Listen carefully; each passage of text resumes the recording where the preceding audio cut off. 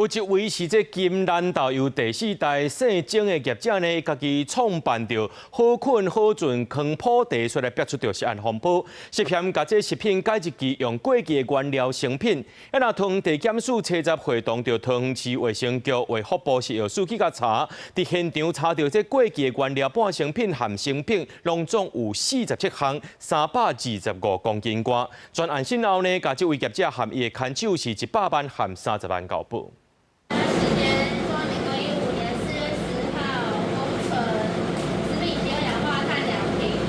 衛生局人員甲封條搭佇塗骹的物件，詳細一個看，毋若利用化團的，鐵桶干那要一箱一箱原料，保存期限差不多攏過期咯。也太久了吧？我覺得它是重複成本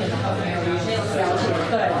稽查人員甲工廠工作人員詳細核對資料，尾也算出來有47項，總計325.67公斤的原料，半成品甲成品攏甲封起來。立刻勒令業者停止製造與販售。全案目前已交檢方深入偵辦中。經過修正了後，涉案食品公司用新管啊裝具茶的方式指示員工加3種330%的鋰管啊康普茶，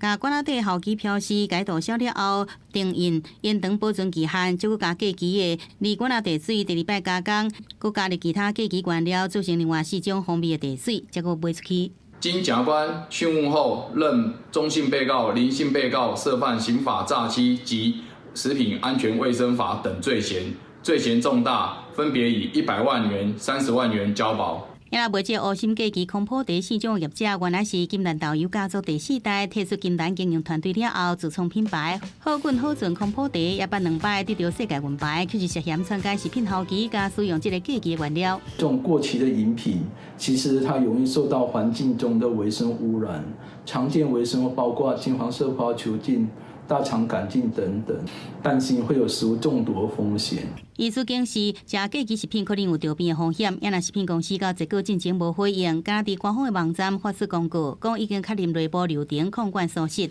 無達到本公司遵循的品質標準，並且開始予人退貨退錢咯。記者綜合報道。